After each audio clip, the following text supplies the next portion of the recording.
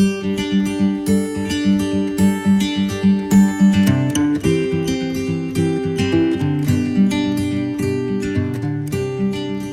지금 2학년 6반 선생님이고요. PPT 좀 띄워주세요. 네, 2학년 6반 선생님이고 그냥 앞에서 얘기한 것처럼 병원에서 일하고 있어가지고 특별히 요즘에 이제 코로나 때문에 워낙 사회적으로도 많은 얘기들이 있고 그래서 한번 좀 얘기를 하게 됐습니다. 사실 제가 전공이 감염내과나 뭐 예방의학은 아니고요. 그렇지만 저는 이제 내과 쪽 전공이기도 하고 워낙에 요즘에 TV나 뭐 코로나 얘기밖에 안 하니까 사람들이 많이 알 것 같은데 또 얘기해 보면 생각보다는 잘 모르시는 분들이 생각보다 많더라고요. 그래서 한번 좀 정리를 하고 요 가운데서 우리가 좀 생각해 봐야 될 것들이 어떤 것들이 있는지도 잠깐 말씀드리도록 하겠습니다. 일단 다음 주세요.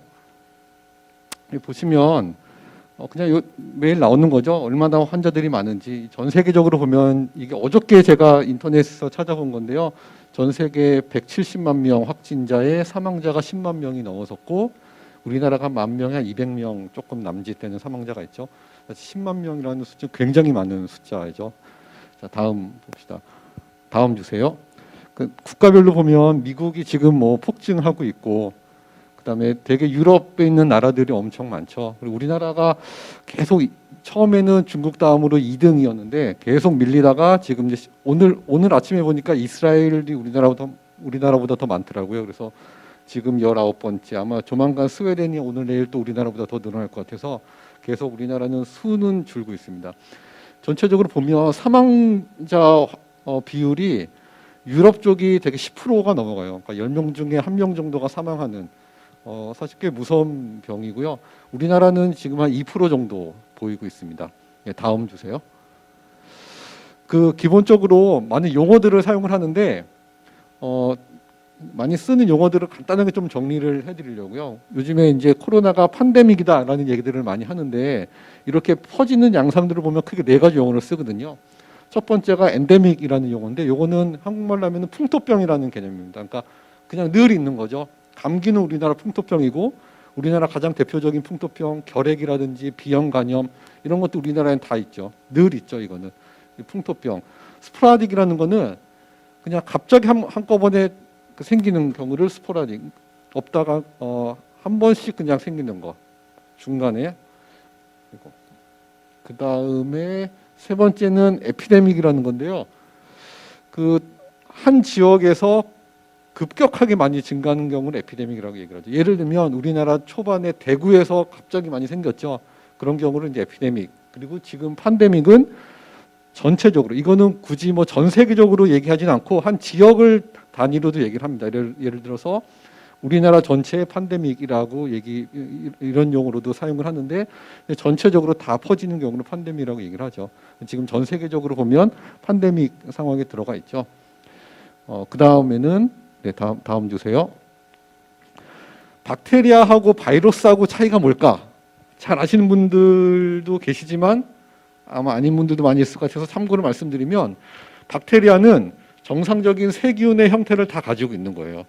그러니까 한 세포의 형태를 다 가지고 있는 거예요. 그래서 세포, 아마 생물 시간에 배웠겠지만 세포벽도 있고 세포질 안에 핵도 있고 세포가 정상적으로 증식하고 살아갈 수 있는 뭐 미토콘드리아라든지 리보솜 이런 것들을 다 갖추고 있는 것들이 세균이고요. 박테리아.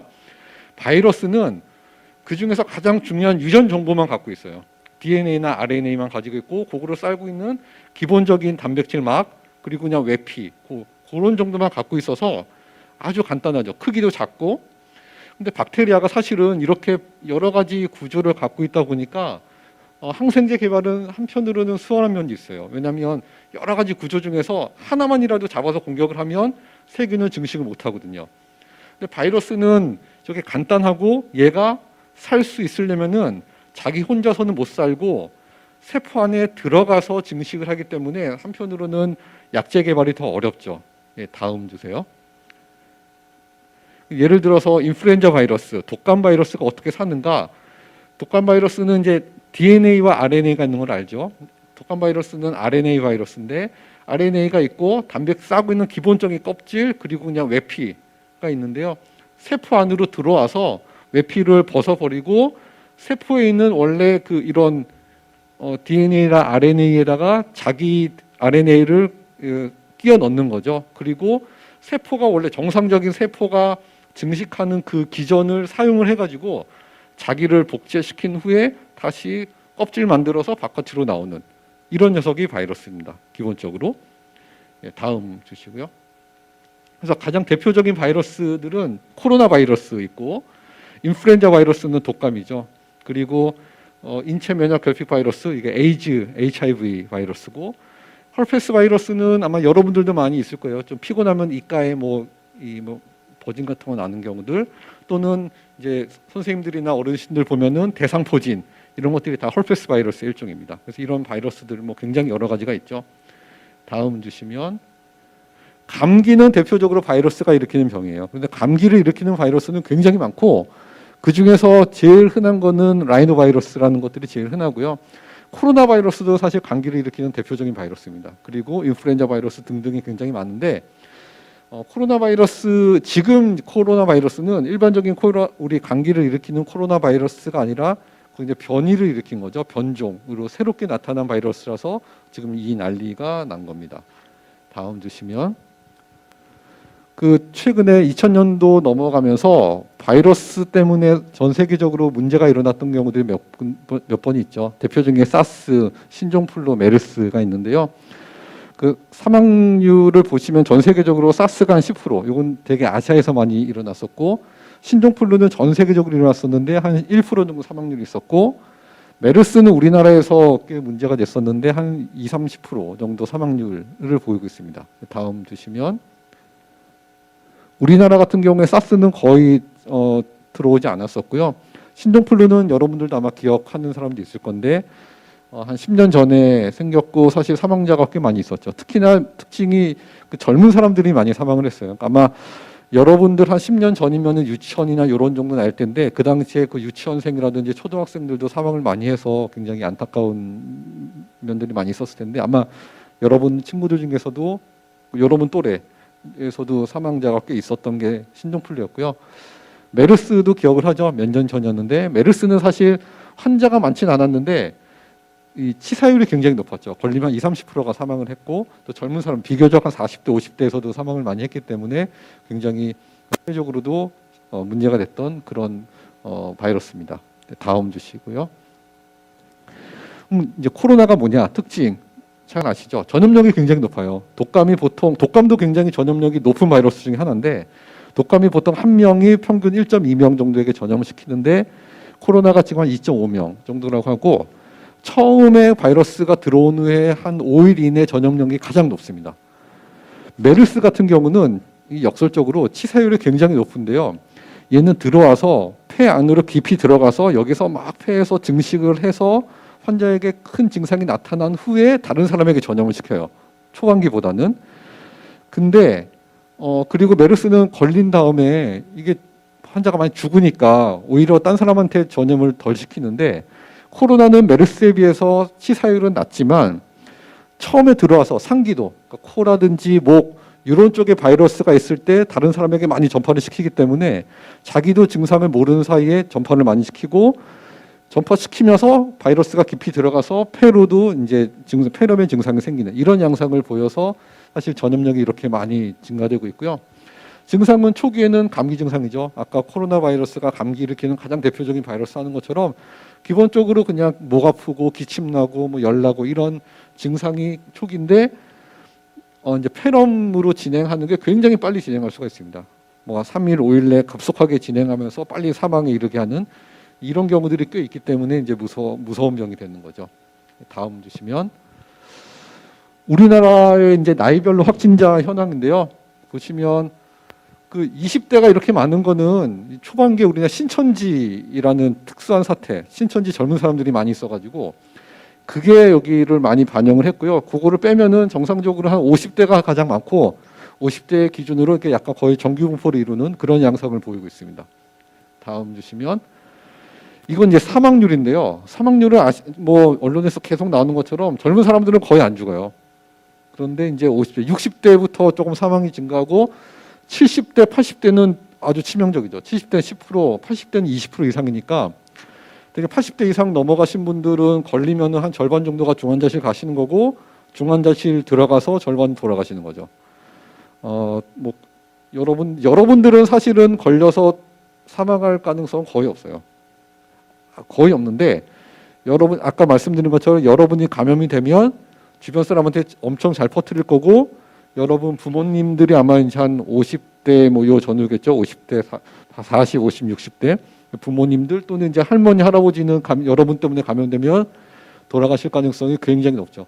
80대 정도 할머님이시면 아마 절반의 중환자실 가실 거니까. 그리고 아마 우리 교회만 하더라도 연세 드신 분도 굉장히 많은데 퍼지기 시작하면은 많이 사망할 거예요 아마. 다음 봅시다. 바이러스 생존 기간도 뭐 여러 군데 나오는데요.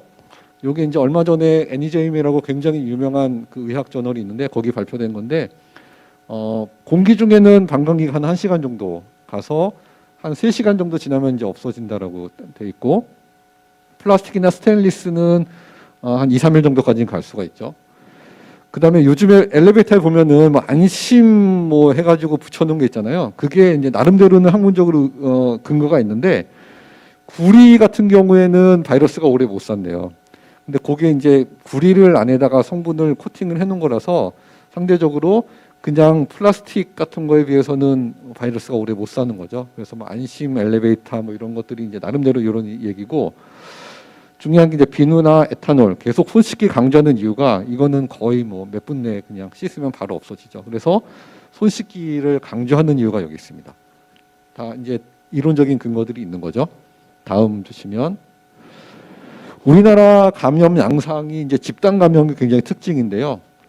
신천지 관련 이게 질병관리본부 공식 홈페이지 이 데이터인데 신천지 관련이 한 절반 정도가 되고요.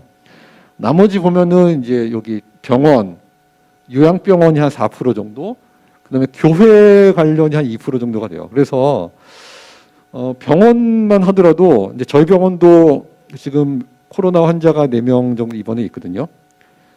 병원은 엄청 신경을 많이 써요. 왜냐하면 그 서울 경기 지역만 하더라도 그 은평 성모병원, 의정부 성모, 또 여기 분당재생병원, 아산병원 이런데 환자 한 명이 들어오면서 갑자기 퍼지고 지금 은평 성모라든지 여의도 성모 뭐 이런 그 재생병원 이런 데는 거의 2주 이상 병원을 아예 폐쇄를 했거든요. 아주 치명적이기 때문에 병원은 엄청 신경을 많이 쓰고 있죠. 요즘에 저희 병원만 하더라도 증상이 없어도 그냥 입원하는 모든 사람들에게 코로나 검사 다 하거든요. 그러니까 코로나 검사에서 음성이 안 나오면 입원 자체를 안 시켜요. 그리고 조금이라도 증상이 있으면 아예 병원 자체 병원 문 안으로도 들여보내지도 않고 그래서 이 정도로 그 신경을 많이 쓰는데 이제 병원은 문을 닫을 수가 없으니까 어쩔 수 없이 그렇게 하는 거죠. 그리고 이제 사회적으로도 교회 관련 신천지 빼고도 교회 관련이 사실 많기 때문에 이제 많이 얘기들을 하고 있는 것 같아요. 예, 다음 봅시다. 전염병 방지에서 주의사항은 뭐 하도 많이 얘기를 해서 다 알겠죠. 마스크 쓰는 거 이거 정말 중요합니다. 지난주에 저희 병원 감염내과 선생님이 그 논문을 하나 마스크 관련된 거 굉장히 중요한 좋은 논문을 내셨는데 거기서 보면은 이 KF94 이상은 거의 바이러스 배출이 안 되고요. 근데 그 덴탈 마스크나 천 마스크는 환자가 기침을 하면은 바이러스 배출 일부가 돼요. 하나는 직접 통과해서도 되고 또 하나는 기침을 하면서 이게 밀착이 안 돼 있기 때문에 기침 압력 때문에 마스크가 잠깐 뜨거든요. 뜨는 사이 이렇게 바깥으로 나가서 퍼질 수가 있어요. 그래서 마스크는 굉장히 중요하고 일단은 저 사람 나 둘 다 끼는 게 제일 좋고요. KF94가 없으면은 그냥 꽁 대신 닭이라고 천이라든지 이런 덴탈 마스크 쓰는 것도 그래도 안 쓰는 것보다는 훨씬 도움이 많이 됩니다. 어쨌든 마스크는 굉장히 중요하죠. 손 씻기 아까 말씀드렸죠. 손 씻기 뭐 아무리 강조해도 지나치지 않고 얼굴 안 만지는 것도 중요한데요. 결국은 이제 입이나 얼굴에 묻어 있는 게 입으로 들어가기 때문에 손 잘 씻고 얼굴 만지지 않기. 그다음에 사람 만나지 않는 거. 되게 이제 얘기할 때 한 2m 정도 지나가면은 이 침방울이나 이런 것들이 잘 안 튀기 때문에 이런 얘기들을 지금 계속 많이 강조하는 거죠. 다음 주시면 치료는 항바이러스 보존적 치료가 가장 기본이고요. 백신은 없고 항바이러스 제제는 그냥 없는데 다른 바이러스에서 쓰는 거, 에이즈라든지 아니면은 다른 에볼라 이런 데서 쓰는 거라든지 인터페론은 B형 간염 같은 거에서 쓰거든요. 뭐 이런 약제들을 이제 써보는 거죠. 근거가 명확하진 않지만 쓸 약이 없으니까 그래도 이거라도 좀 쓰는 거, 뭐 이런 식으로 치료를 하고 있습니다. 다음 주세요. 이 얘기를 요즘에 많이 하죠. 집단 면역, 군집 면역. 이게 사실 허드 이뮤니티라고 해서 이제 굉장히 중요한 예방의학에서 개념 중에 하나인데 간단히 설명을 드리면 지금 아무도 감염력이 없는 지금 같은 상황이죠. 여기에서 한 명이 감염이 되면 옆에 사람한테 감염이 돼요. 그냥 만나면 다 감염되는 거예요. 툭툭툭툭 해서 이렇게 쭉 퍼지는데 예를 들어서 여기 초록색은 백신을 맞아서 감염이 있는 사람이에요. 이런 사람이 몇 명이라도 있으면 한 명 감염됐을 때 이 사람은 감염되지만 이 사람은 감염이 안 되죠. 이 사람은 얘는 감염이 안 되고 한 명하고 끝나는 거예요. 원래 만약에 이런 감염된 백신 있는 사람들이 없으면은 이 파란색 있는 사람들은 원래 다 감염될 사람들인데 백신을 안 맞아도 다른 사람들의 백신 때문에 감염이 안 되는. 그래서 집단적으로 면역을 획득을 한다라는 의미로 해서 이제 집단 면역이라고 얘기를 하죠. 네. 다음 주시면. 네. 그래서 이런 개념을 기초로 해서 이제 가장 우리가 관심을 많이 갖는 게 이거죠. 도대체 언제 끝나냐 이건데요. 여러 가지 모델들이 있는데 가장 대표적인 모델 중에 하나가 이런 공식인데요. R이라는 거는 최종 감염 재생산수가 한 명이 몇 명한테 감염될 거냐, 시킬 거냐라는 거고, R0는 기본 감염 재생산수, 지금 이 바이러스가 어느 정도 감염시키고 있냐.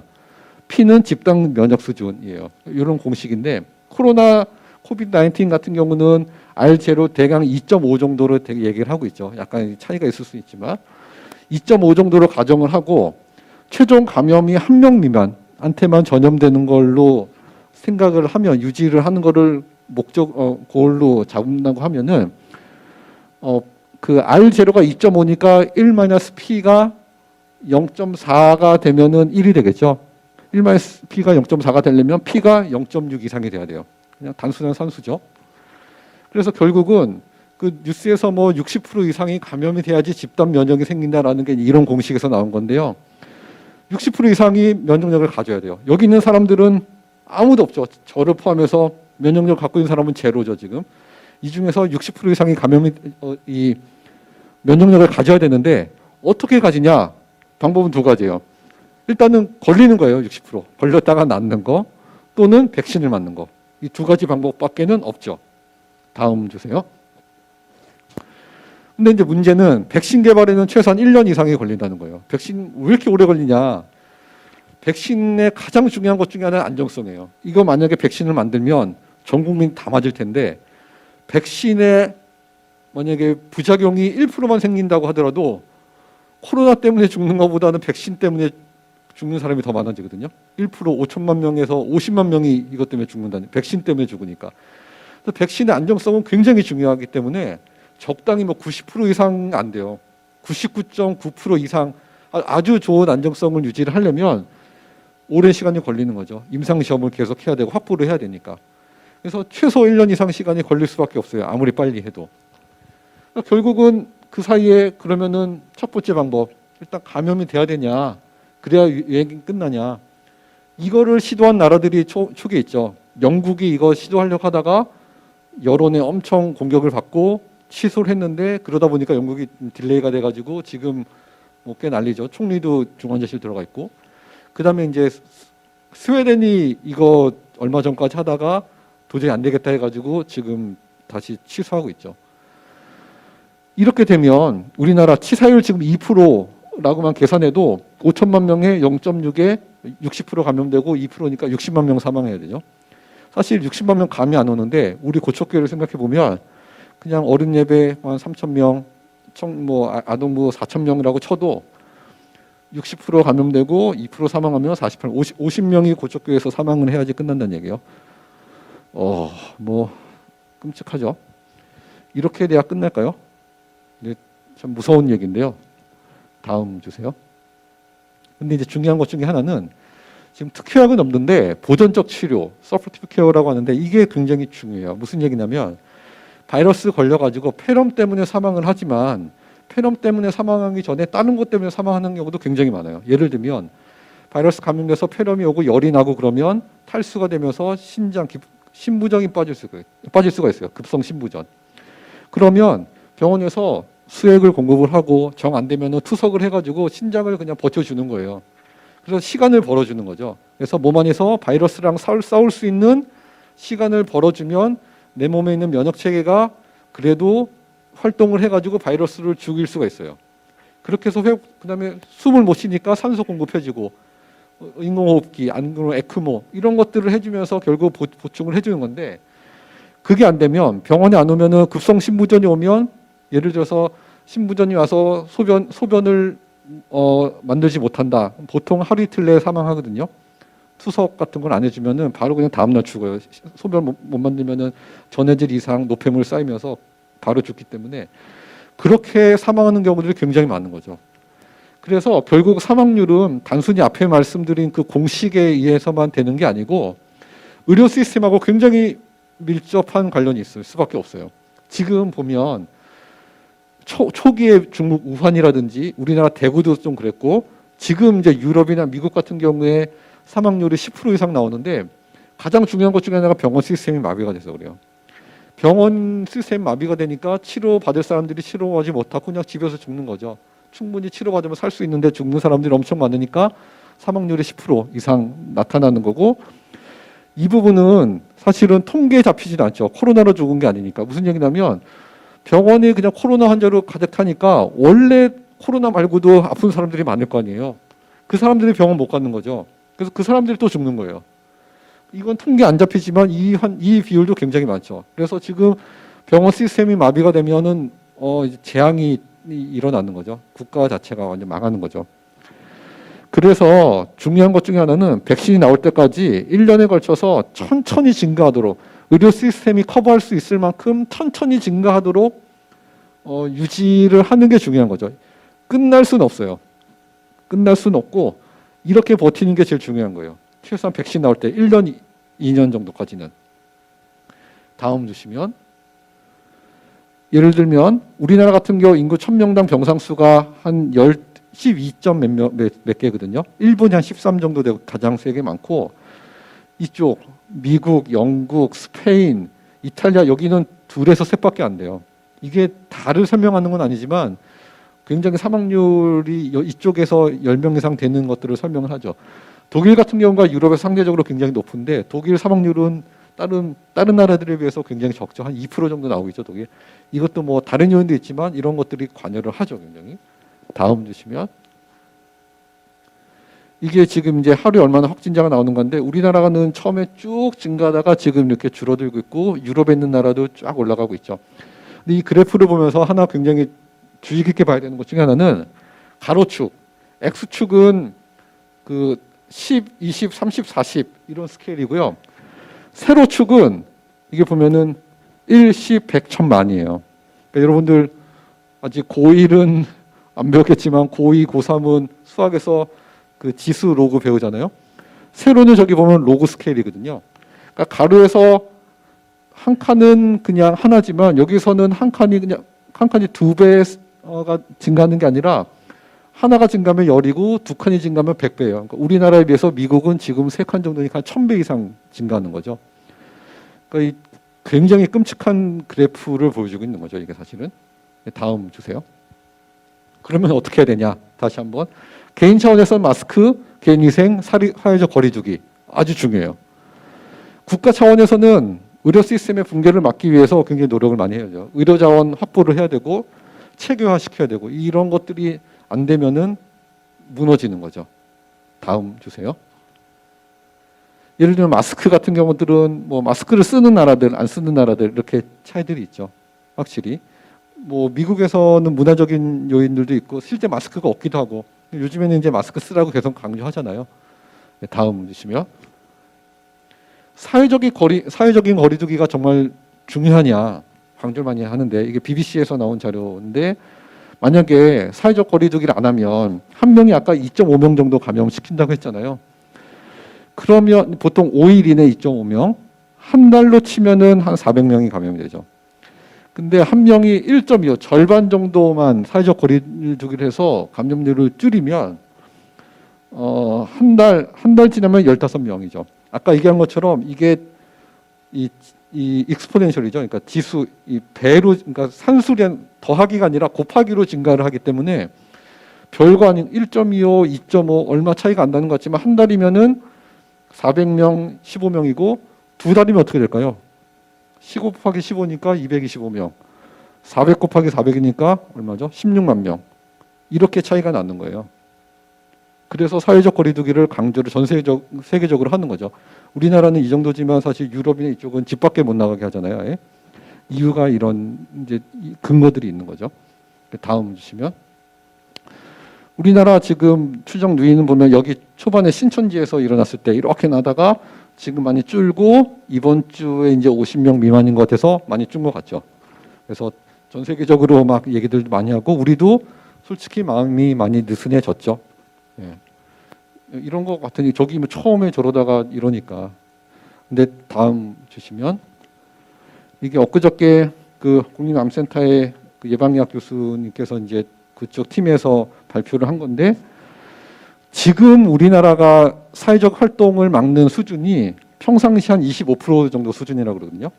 그러니까 활동하는 게 한 4분의 1 정도, 뭐 밖에 돌아다니는 거, 여러분들 학교 다 안 가고 있고 그러고 있는데 요 수준을 계속 유지를 하면 한 달 후에 5월 9일에 하루 확진자가 한 27명 정도 없어지지 않아요. 절대로. 지금 숨어있는 사람들도 계속 있고 그리고 5월 9일 우리나라 누적 확진자가 11,500명 정도로 예측을 하고 있고요.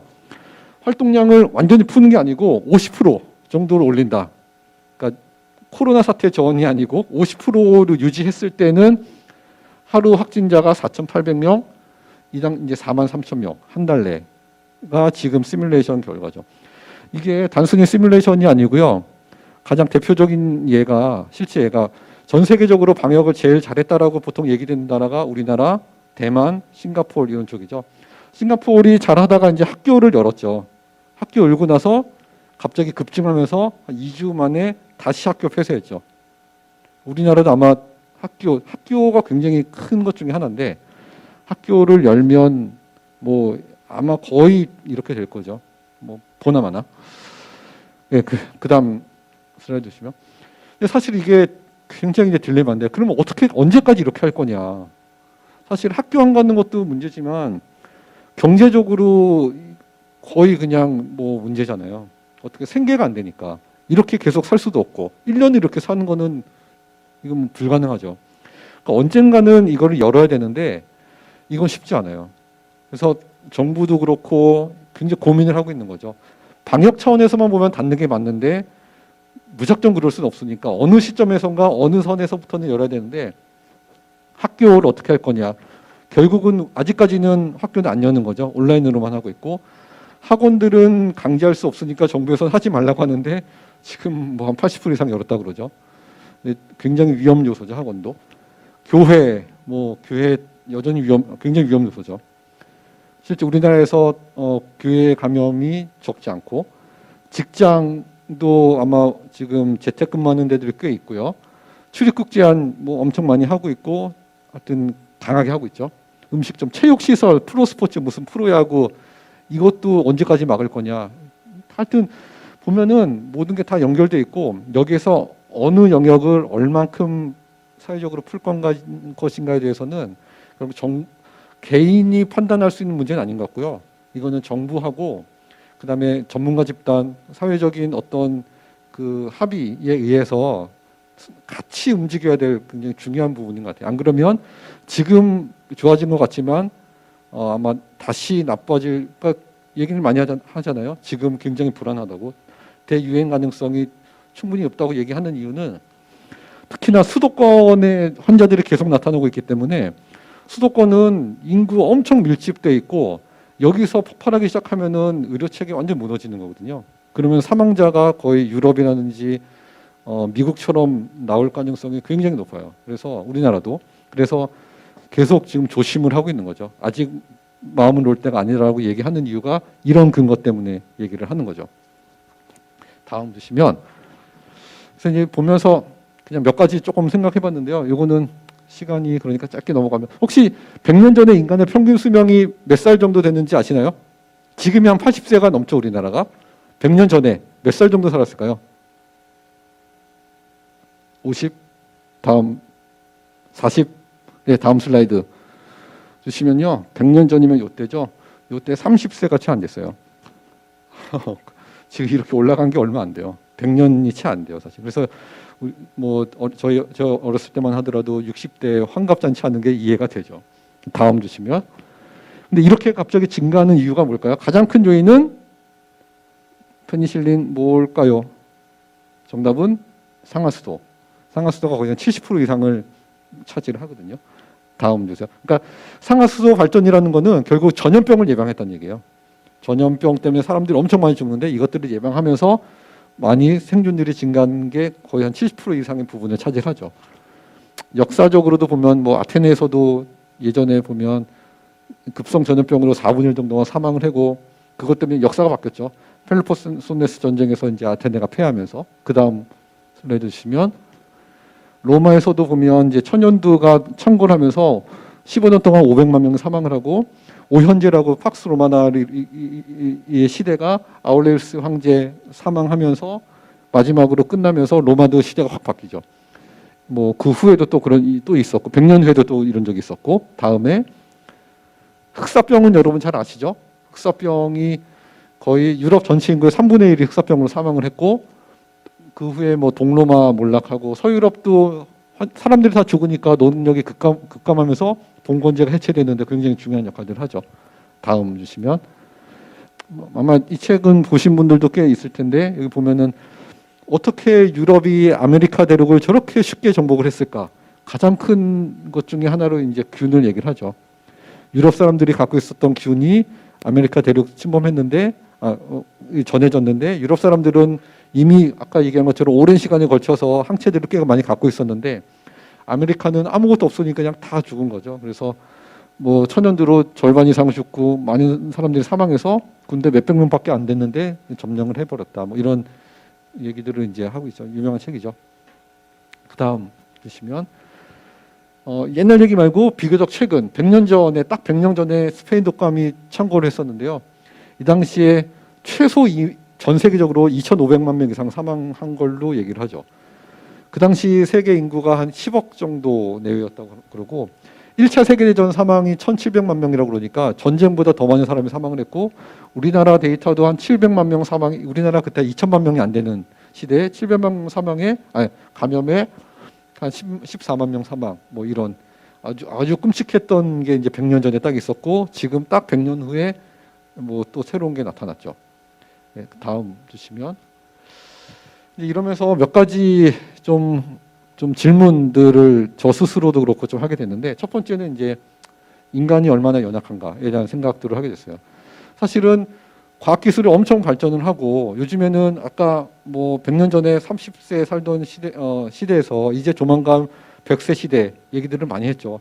아주 장밋빛 미래를 많이 했는데 바이러스 하나에 이렇게 무너지고 있죠. 경제가 경제 중심이죠. 이 사회는, 이 세계는.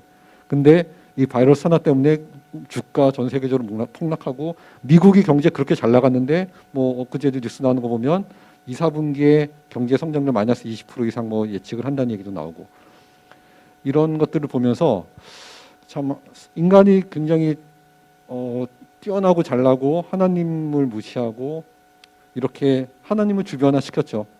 그렇지만 한편으로 인간이 얼마나 나약한 존재인가라는 것들을 한번 생각해 볼 수 있는 것 같고요. 다음 주시면 다음 주세요. 네, 다음 슬라이드. 네, 두 번째는 사실은 이제 다음 슬라이드 주세요. 네. 정의의 문제인데요. 사실 코로나19로 다 힘들어하죠. 힘들어하는데 더 힘들어하는 사람들은 사회적 약자인 것 같아요. 그러니까 돌아가시는 분들도 노약자들, 70세 이상 만성질환 갖고 계신 분들. 그다음에 경제적으로 모든 사람들이 다 힘들지만 대기업에 취직해서 일하시는 분들보다 사실 중소상인들, 자영업자들, 정규직보다 비정규직 이런 분들이 훨씬 힘들어하죠. 솔직히. 큰 교회도 헌금이 줄어서 뭐 여러 가지로 힘들하지만 작은 교회는 큰 교회에 비해서는 비할 바가 아니죠. 미국의 사망자의 70% 이상은 흑인으로 얘기하거든요. 흑인들이 사실 사회경제적으로 굉장히 취약계층이고 미국만 하더라도 저렇고 지금 유럽이나 미국이 이 모양인데 사실 아프리카나 이런 쪽은 상상이 안 되죠. 거기는 돈도 없고 의료 시스템은 전무하고 그래서 얘기를 들어보면 아프리카 뭐 선교사님들 이렇게 얘기를 들어보면 그냥 아예 국가 자체로 통제를 하는데 한 30일만 통제하면 코로나 때문이 아니라 굶어 죽을 사람이 더 많을 거다 뭐 이런 얘기를 하는데 그게 거짓말이 아니죠. 거기는 정말 답이 없어요. 제3세계 국가 아프리카 이런 나라들은 코로나가 창궐하면은 아마 몇 천만 명 사망할 거다라는 예측들이 나오는데 허언이 아니죠. 이제 이런 것들을 보면서 사회적인 약자에 대한 생각들 사실 성경은 사실 정의의 문제는 굉장히 중요한 문제고 큰 문제라서 지금 제가 뭐 짧은 시간에 얘기할 수는 없지만 성경은 철저하게 약자들의 편에 서죠. 하나님은 늘 계속 얘기하고 고아와 과부 나그네 늘 얘기를 하고 예수님은 지극히 작은 자에게 한 것이 나에게 한 것이다. 우리가 하나님을 섬기는 것이 우리 앞에 있는 가장 사회적인 최약자를 에게 섬기는 것과 동일하다라고까지 얘기를 하셨죠. 그래서 이런 부분들 좀 고민해야 될 부분들이 있을 것 같고요. 그 다음 부분 주시면 교회의 역할에 대해서 좀 고민을 해보는데요. 예배가 뭘까? 주일 성수가 뭘까? 교회가 뭘까? 이런 주제들이죠. 다음 주시면 예배가 뭘까요? 예배는 사실 종교개혁 이후로 설교가 굉장히 예배 예전에서 중심이 되어갔죠. 그래서 설교를 예배와 거의 이렇게 동일시하는 그런 경향들도 꽤 있죠. 우리 가운데. 또 한편으로는 구약의 제사의 개념들이 예배와 연결되는 부분들이 있고 이것들을 강조하는 부분들이 있죠. 물론 이런 부분들에 있어서도 일리가 없진 않지만 근데 가장 중요한 것 중에 하나는 예배라는 것들은 오늘 부활절 목사님 말씀도 하셨지만 부활 예수 그리스도의 십자가와 부활로 인해서 하나님 나라가 우리 가운데 왔고 그것이 단순히 미래가 아니라 그 미래가 우리 가운데 현실로 돌아온 그러니까 성취된 미래를 우리가 경험하는 거죠. 함께 그래서 하나님 나라의 그 영광, 삶들을 이 땅 가운데서 예배를 통해서 살아가는 것이 굉장히 중요한 부분들인데 우리가 예배에 대해서 어떤 생각들을 가졌는지 우리가에 대해서 한번 좀 고민해보는 기회가 되는 것 같아요. 또 한편으로는 그렇게 중요한 것들을 예배라고 한다면 우리가 평상시에 예배를 얼만큼 소중하게 여겼을까? 안 나와 보니까 소중한지 알죠. 평상시에 맨날 나왔을 때는 중요한지 모르지만 그런 부분들. 그리고 아까 하나님 나라가 우리 가운데 이미 성취됐다면 그것은 교회 안에서의 예배뿐만 아니라 우리의 모든 삶 가운데서 이루어져야 되는 것인데 우리의 삶이 결국 예배와 같은 예배의 삶을 살아야 되는데 우리는 일상의 삶에서 얼마나 예배의 삶을 살았는가 반성하게 되고 돌아볼 수 있는 시간이 되는 것 같아요. 다음 주시면 주일 성수죠. 주일 성수 굉장히 민감한 문제죠. 십계명에서도 있는 것처럼 안식일을 거룩하게 지켜라. 맞죠. 지금 우리는 굉장히 중요한 계명이고 지켜야 되죠. 근데 사실은 아주 엄밀히 보면 안식일은 일요일이 아니고 토요일이었거든요. 근데 우리는 토요일이 아니고 일요일을 주일로 생각을 하는데 그 얘기는 구약에 있는 계명을 그대로 문자적으로 우리가 받아들여서 적용하는 게 아니라 그 정신을 받아들이고 지킨다라는 의미죠. 근데 왜 토요일이 일요일이 됐을까? 한번 생각을 해보시고 부활과 또 연관이 있죠. 예수님도 이런 말씀을 하셨죠. 안식일이 사람을 위해서 있는 것이 아니고 사람이 안식일을 위해서 있는 거다. 안식일에 선을 행하는 것과 악을 행하는 것, 생명을 구하는 것과 죽이는 것 어떤 것이 옳으냐 질문을 하시는데 우리 똑같이 생각해 볼 필요가 있을 것 같아요. 다음 주시면요. 그 다음에 이제 교회란 무엇인가에 대한 생각인데요. 교회가 건물이 아닌 거는 잘 알고 있죠. 하나님으로부터 부름받아서 함께 모인 공동체죠. 에클레시아. 그런데 사실 이 코로나 사태 때문에 우리가 지난주 그 전에 나와서 예배드리지 못했지만 우리가 예배를 드리지 않은 것이 아니고 주일 성수를 하지 않는 것이 아니죠. 온라인으로 예배를 드렸잖아요. 우리가 하나님께 예배를 드렸죠. 근데 코로나가 없을 경우에 현대 사회에 이미 매스미디어가 이렇게 발전을 했는데 그런 상황에서 우리 어차피 지난주에도 예배를 드리고 주일을 지켰는데 그렇게 드리는 것과 예배 교회에 나오는 것이 무슨 차이가 있는가에 대해서 질문을 해볼 수 있는 것 같아요. 그럼에도 불구하고 예배에 나와야 되는가? 그러니까 이런 코로나가 없는 경우에도 오히려 인터넷으로 예배드리는 게 더 편하고 장점도 많이 있을 텐데 그럼에도 불구하고 교회에 나와서 예배를 드려야 한다고 한다면 교회가 도대체 무엇이길래 그렇게 함께 나와야 되는가 라는 질문을 던질 수밖에 없죠. 그리고 거기에 대한 굉장히 중요한 답 중에 하나는 교회의 공동체성인 것 같아요. 관계와 공동체성. 하여튼 이런 교회가 무엇인가에 대한 질문을 좀 진지하게 던져보고 답들을 찾아가는 것들이 앞으로 보면 코로나 사태 이후에 교회뿐만 아니라 사회 전체적으로 큰 변화가 있을 수밖에 없는데 교회도 마찬가지로 다시 한번 질문을 던지고 답들을 찾아가는 과정이 필요할 것 같습니다. 다음은 교회 복음의 공공성이죠. 공공의 유익을 위해요. 우리가 하나님을 믿는 것은 우리의 구원받기 위해서 맞지만 단순히 내가 구원받기 위해서만은 아니죠. 공공성의 유익을 위해서 교회가 해야 될 부분, 희생해야 될 부분들이 어떤 것들이 있는지를 고민해 봐야 될 시점이죠. 정부나 여러 그 전문가 단체들이 권고하고 있는데 그럼에도 불구하고 교회에 나와야 하는가? 만약에 내가 걸렸을 때 어떤가? 나 걸리는 것도 좋지만 여러분들은 아까 얘기했죠. 여러분들은 안 죽어요. 근데 여러분이 다른 사람에게 전염시키면 그 사람은 치명적일 수 있죠. 질병, 지역사회로 확산될 수가 있고 교회 폐쇄되고 만약에 여기서 한 명 확진자 걸리면 선생님 중에서 몇 분들은 직장 못 나가실 거고 최소한 2주 정도 자가격리해서 직장 못 나가고 교회 이미지에 실추되고 하여튼 등등 여러 가지들을 생각을 해야 되죠. 공공성에 대해서 특히나 이 시대에 교회의 굉장히 큰 사명인 것 같아요. 근데 역설적으로 신천지를 생각을 해보면 신천지에 구원이 없죠. 불교에도 구원이 없죠. 근데 왜 신천지를 이렇게 막 공격을 더 할까요? 그 중에 하나는 공공성인 것 같아요. 불교에도 구원이 없지만 불교도 물론 뭐 공공성에 저해되는 일들도 많이 하지만 그래도 불교의 교리들을 보면 자비를 베풀고 희생을 줄이고 굉장히 공공적인 사실 성경에서 얘기하는 거랑 공통된 부분들이 굉장히 많죠. 근데 신천지는 보면 굉장히 이기적이에요. 자기가 구원받기 위해서 다른 사람을 철저하게 수단으로 여기죠. 내가 구원받기 위해서 가족들도 버리고 다른 사람 속여가지고 거짓말하고 사기쳐가지고 끌고 오고 전혀 성경과는 다르죠. 성경이 얘기하는 것과는 손톱만큼도 일치하지 않죠. 신천지는. 겉으로 보이기는 교회라는 명칭을 쓰고 성경을 본다고는 하지만 전혀 기독교가 아니죠.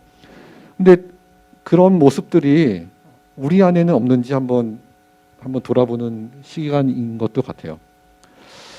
다음 주시면 교회가 어떤 것들을 할까? 사실 개인 이 사회 이런 사태 가운데서 굉장히 불안하죠. 개인적으로도 불안하고 사회의 긴장도는 굉장히 증가돼 있어요. 그냥 단순히 제 환자들만 하더라도 겁나가지고 병원 안 와요. 요즘에 이제 안 오다가 조금씩 오는데 안 와서 약 안 먹다가 아프니까 어쩔 수 없이 이제 못 버티다가 오시거든요. 그리고 와서 또 하는 많은 분들이 얘기하는 게 이제 제 환자들은 면역제제 쓰는 분들이 굉장히 많은데 저 코로나 걸리면 죽어요? 라고 질문하는 분들이 생각보다 굉장히 많아요. 환자분들이. 굉장히 불안한 거죠. 근데 이런 불안에 대해서 우리는 굉장히 한편으로는 소망이 있죠. 종말론이라는 게 인생이 끝나고 지구가 멸망한다는 의미가 아니라 목사님도 아까 말씀하셨지만 부활 하나님 나라 그런 조망에서의 우리의 삶들을 바라보는 그런 시각에서 봤을 때 우리 안에는 참된 소망이 있죠. 확신이 있고 그런 것들에 대해서 오히려 교회가 사회에 대해서 역할을 할 수 있을 것 같아요. 지금 사회적 약자에 대한 희생적인 헌신도 마찬가지죠. 개인적으로 힘들어하는 사람은 굉장히 많고 작은 교회들 굉장히 힘들죠. 우리도 힘들지만 더 힘든 사람들 우리가 힘들지만 우리가 더 우리의 일부를 희생해서 그분들을 도울 수 있다면 교회가 얼마나 좋을까. 사실 이런 부분들을 교회가 아니면 누가 할 수 있을까라는 생각도 해요. 정부에서 해주는 거, 정부에서 작은 교회를 얼마나 도울 수 있겠어요?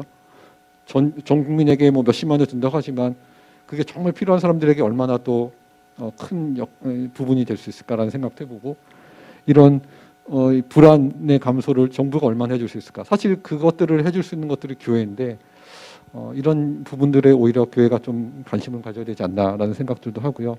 때로는 우리가 희생하더라도 우리가 조금 우리의 것을 손해 보더라도 필요하지 않나. 또 하나는 아픈 사람들에 대한 공감과 포용, 위로죠. 사실은 교리보다 기독교는 교리의 종교라고는 하지만 사실 하나님은 우리에게 교리를 말씀하시지 않았거든요. 교리보다 하나님은 삶을 통해서 이스라엘의 역사를 통해서 하나님은 본인을 계시하셨고 그 다음에 인류의 역사를 통해서 예수님의 삶을 통해서 우리에게 하나님의 나라를 하나님을 보여주셨잖아요.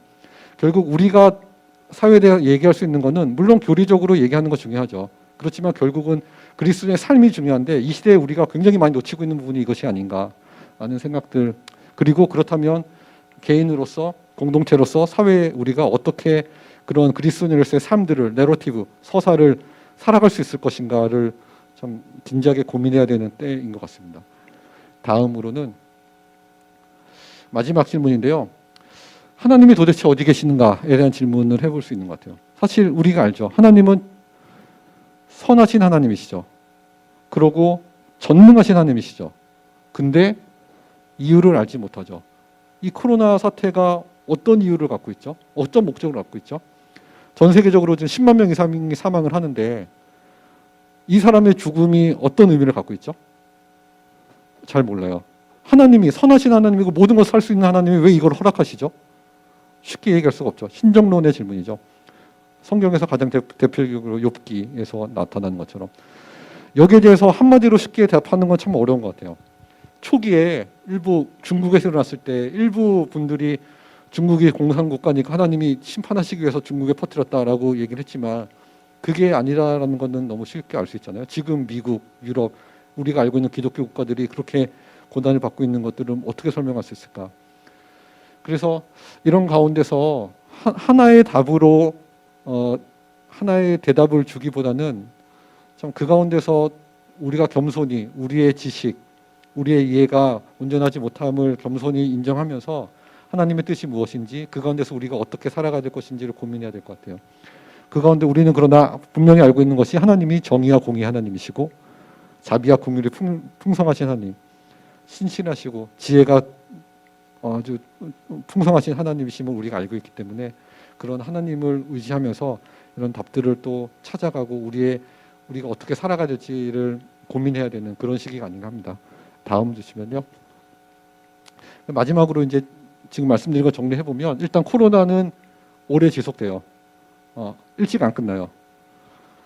그렇기 때문에 사회적인 거리두기, 개인 위생은 여전히 굉장히 중요합니다. 단 공공적인 차원에서 이거를 어느 순간 어느 시점에 얼마나 완화를 시킬 건지에 대해서는 굉장히 중요한 문제일 수 있는데 이거는 개인이 아니라 국가나 전문가 단체, 사회 전체적인 공공적인 합의를 통해서 우리가 계속 아직 가본 길이 아니기 때문에 사회적 합의를 통해서 가야 될 부분인 것 같고요. 그리스도인으로서의 고민들은 인간의 교만한 사회적 약자에 대한 우리의 태도, 그 다음에 예배, 교회, 교회의 공동체성, 복음의 공공성, 그리고 하나님에 대한 고난 가운데서의 하나님에 대한 신뢰, 이런 부분들에 대해서 쉽게 답할 수 있는 부분들은 아니지만 우리가 더 고민하고 하나님 앞에 나아가고 그리고 하나님께서 우리에게 어떤 지혜를 주신다면 용기 있게 행동할 수 있는 그런 시점이 아닌가 생각합니다. 그래서 이런 정도로 좀 말씀을 드리고요. 여러분들도 굉장히 어렵죠. 고3들도 어렵고 뭐 고1도 진짜 학교도 못 가고 선생님들도 다 힘드시고 다 힘든 시간이지만 그 가운데 더 오히려 그럴 때일수록 하나님을 의지하면서 붙잡고 우리가 잘 또 이겨낼 수 있기를 이렇게 바라게 됩니다. 네, 감사합니다.